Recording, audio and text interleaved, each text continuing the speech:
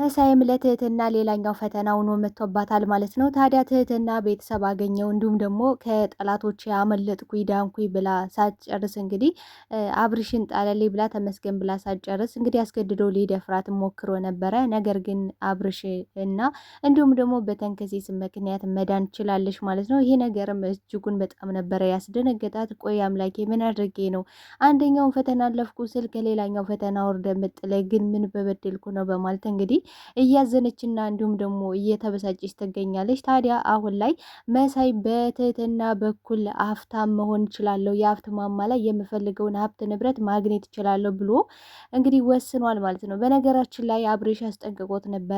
ከትህትና ላይ እጅን የማታነሳ ከሆነ ሲጥ አድርጌ ራሴ እገላለሁ። ምክንያቱም በትህትና የመጣ ባይን የመጣ ነው። ማንንም ለመጋፈጥም ሆነ ለትህትና ለመከላከል በጣም ዝግጁ ነኝ በማለት እንግዲህ እነዚህናንም መፍራት እንደማይፈልግና በትህትና ጉዳይ ማንኛውንም የትኛውንም ነገር ለመጋፈጥ እንግዲህ ዝግጁ እንደሆነ ተናግሯል ማለት ነው።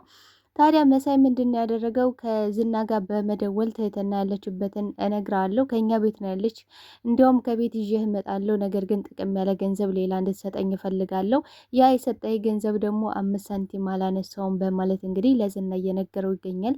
ታዲያ ዝና ምን ያህል ራስ ወዳድና እንዲሁም ደግሞ የገዛ ሰውን ምን ያህል ሊሸጥና ከአዲ እንደሆነ አውቆታል። ስለዚህ ያላነሳኸውም አይደል በማለት እንግዲህ በሽጉጥ ለማስፈራራት ሞክሯል። ያስፈራራው እንግዲህ በቀላሉ ከአዲና እንዲሁም ደግሞ ሰዎችን በቀላሉ መሸጥ እንደሚችል ስለገባው ዝና፣ ስለዚህ ይህን ነገርማ ማስፈራራት አለብኝ ማለት እነሱም ደህና ገንዘብ ቢሰጡት መቀየሩና መለወጡ የማይቀር ጉዳይ ነው። ስለዚህ ይህ ልጅ ደግሞ ላስጠነቅቀውና እንዲሁም ደግሞ እንደዚህ መስገብገብም እንዳለ ሁሉ መሞትም እንዳለ ማስተማር አለብኝ ብሏል ማለት ነው። ታዲያ በዚህ ጉዳይ ላይ ምን ተፈጠረ አብረን የምናይ ይሆናል።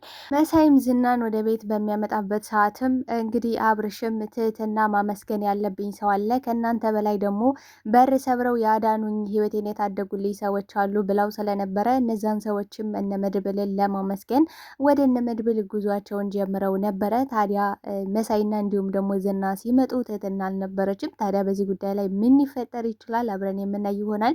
በሌላ በኩል እንግዲህ ዝናና እንዲሁም ደግሞ ካሌብ የመጨረሻ ተጣልተዋል። ካሌብም ማስጠንቀቂያ ለዝና ሰጥቶታል። ያ ሰውዬ ከዚህ በኋላ ምንም አይነት ጥቅም እንደሌለውና በህይወት መቆየት እድል እንደሌለው ትህትና እንኳን ብትገኝ መዳን እንደማይችል ነበረ እንግዲህ ሲናገር የነበረው። በዚህ ጉዳይ ዝናና እንዲሁም ደግሞ ካሌብ መጨረሻቸው ምን ሊሆን ይችላል የምናይ ይሆናል። ሰላም ጤና ይስጥልኝ ውድና የተከበራችሁ የቻናሌ ቤተሰቦች፣ ተወዳጁን ድራማ ትህትና ቀጣይ ክፍል ወደ እናንተ ይዤላችሁ መጥቻለሁ። በዚህ ክፍል ላይ ብዙ ነገሮች ተፈጥረዋል። ቀጣይስ ምን ሊፈጠር ይችላል የሚለውን ነገር የምናወራ ይሆናል። ታዲያ ተወዳጆች ቪዲዮውን ስትጀምሩ ላይክ እንድታደርጉና እስከ ቪዲዮ ፍጻሜ አብራችሁ እንድትቆዩ በአክብሮት እየጋበዝኳችሁ፣ በስተ መጨረሻም እንግዲህ ትህትና ያለችበትን ለማሳየትና ትህትናን አሳልፎ ለዝና ለመስጠት እንግዲህ ወደ ቤት ዝናን ይዞት መጥቶ ነበረ። ታዲያ ዝናም እንግዲህ መሳይን በጣም ነው የወደደው። ምክንያቱም ዝና እንደዚህ አይነት ሰዎችን በጣም ይወዳል። ራሳቸውን ለገንዘብ አሳልፈው የሚሰጡና ራሳቸውን ለገንዘብ ብለው ለራሳቸውን የሚገሉ ሰዎችንም የሚሸጡ ሰዎችን በጣም ነው የሚወደው። ምክንያቱም በቀላሉ ሰዎችን እንደሚፈልጉት ማሽከርከርና የሚፈልጉትን ወንጀል የሚያሰሩበት እንደዚህ አይነት ሰዎችን ሲያገኙ ነው ማለት ነው። እንግዲህ ከዚህ በፊት ላይ ካሌብ በጣም ታማኝና ትሁት የሆኑ ለሀቅና እንዲሁም ደግሞ ለሕሊናቸው የሚኖሩ ሰዎችን ከኛ ማራቅ ይኖርባል። ምክንያቱም እንደዛ ካልሆነ እኛ መንፈልግ ገውን እያንዳንዱ ወንጀሎችን ሊሰሩልን አይችሉም። መቼና እንዴት ሊያጋልጡን እንደሚችሉ አታቅም። ስለዚህ እንደዚህ አይነት ሰዎችን ከኛ እያራቅን እያስወገደን መሄድ አለብን ብሎት ነበረ። ታዲያ ዝና አሁን ላይ መሳይን በጣም ነው የወደደው። ምክንያቱም ለገንዘብ ብሎ ምንም እንደሚያደርግ እንግዲህ የገዛ ጓደኛውን አብሮ አስጠግቶት የኖረውን ሰው ለመሸጥ እንዲሁም ደግሞ ትህትና እንግዲህ ሰው አገኘው ቤተሰብ አገኘው ማንም በሌለበት በቃ ወንድሞች አገኘው ብላ አምናቸው ከዚያ ቤት ስለገባች ነበረ አስገድዶ ሊደፍራት የነበረው። ታዲያ ይሄ ራስ ወዳድነቱ ደግሞ ምንም ማድረግ እንደሚችል አሁን ላይ ዝና ስለገባው በጣም ነው ደስ ያለው። ታዲያ በሰዓቱ ትህትናና እንዲሁም ደግሞ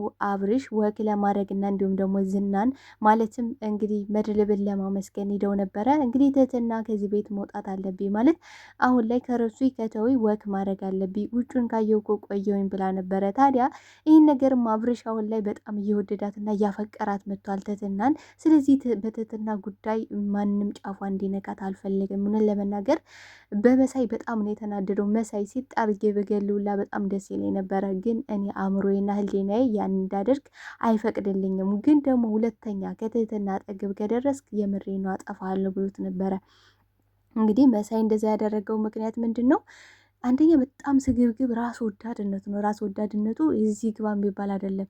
መሳይ ራሱ እንግዲህ ከቤተሰቦቹ ከወገኖቹ ጠፍቶ ነው የመጣው። ማለት ቤተሰቦቹ ፍለጋ ላይ ነው ያለው። ግን ደግሞ እች ሴት በጭንቀትና በወጥመድ ውስጥ ሆና እንዲሁም ደግሞ ወንጀለኞች እያሳደዷት በስቃይና በመከራ ያለችን ሴት አስገድዶ ለመድፈር መሞከር በጣም ይሄ ቅሌት፣ ከቅሌትም ከነውርም በላይ ነው። ታዲያ መሳይ እች ሴት እህቱ ብትሆን ምን ያደርግ ነበረ? ማለት የእሱ እህት ብትሆን እንግዲህ አብርሽም ያለው ይሄን ነበረ። አንተ ቤተሰቦችን አታውቃቸው ማለት እህትን እየፈለግ ነው፣ ወንድሞችን እየፈለግ ነው።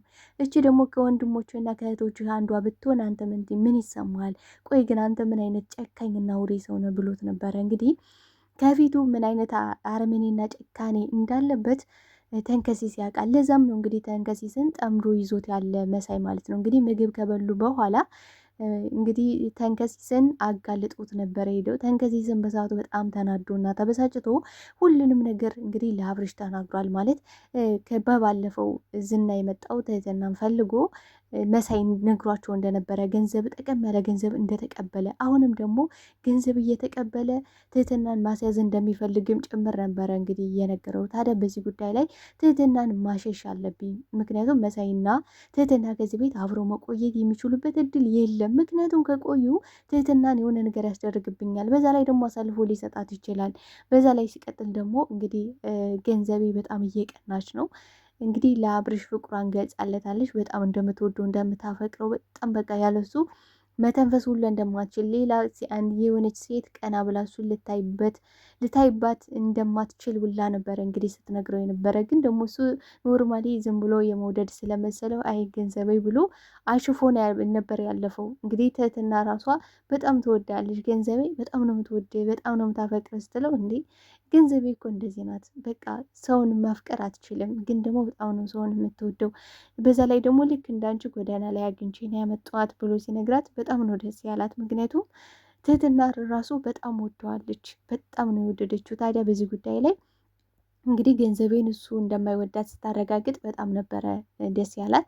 ትህትና በበኩሏ አሁን ላይ በጣም ተጨንቃለች። ምክንያቱም አብርሽን በእኔ ምክንያት የሆነ ነገር እንዲሆንብኝ አልፈልግም። ምክንያቱም የኔ አሁን ላይ የነዚህ ቤት መቆየት ለሱ በጣም አደጋ እየሆንኩበት ነው። እሱ ደግሞ የሆነ ነገር እንዲሆንብኝ አልፈልግም። ምክንያቱም ከራሱ በላይ ለሰዎች የሚኖር ምን አይነት ሩሩና አዛኝ ልብ እንዳለው እንግዲህ አስተዳደጉንና እንዲሁም ደግሞ ከየት እንደመጣ ጠይቀው ነበረ። እስኪ ታሪክን ንገረኝ ብለው ነበር። እሱም ደግሞ ታሪኩን አሁን ልነግርሽ አልችልም፣ ይልቁንም ስለ ገለባው እንግዲህ ታሪኩን ነግሯታል ማለት ነው። እንግዲህ የገለባውን ታሪክ ከሱ ከራሱ ሰማለሁ፣ ግን ደግሞ ያንተን ነው መስማት የምፈልገው ብለው ነበረ። እሱም ደግሞ አሁን ላይ ሊነግራት እንደማይችል ሰዓቱና ጊዜው ሲደርስ ደግሞ ሊነግራት እንደሚችል ነበረ የነገራት። ስለዚህ አሁን አስተዳደጉን ቢነግራት ኖሮ ትህትና ወንድሟ እንደሆነ በቀላሉ ታውቅ ነበር ማለት ነው። ግን ደግሞ አልነገራት። የሚያሳዝነው ነገር ታዲያ ትህትናም በሰዓቱ እንግዲህ መድብልን ማመስገን አለብኝ በማለት ከአብርሽ ጋር ተያይዘው ነበረ የወጡት። እንግዲህ ዝናና እንዲሁም ደግሞ መሳይ ሲመጡ ግን እጅግ ያልታሰበ ነገር ነበረ ገጠመው። ትህትና የለችም በሰዓቱ።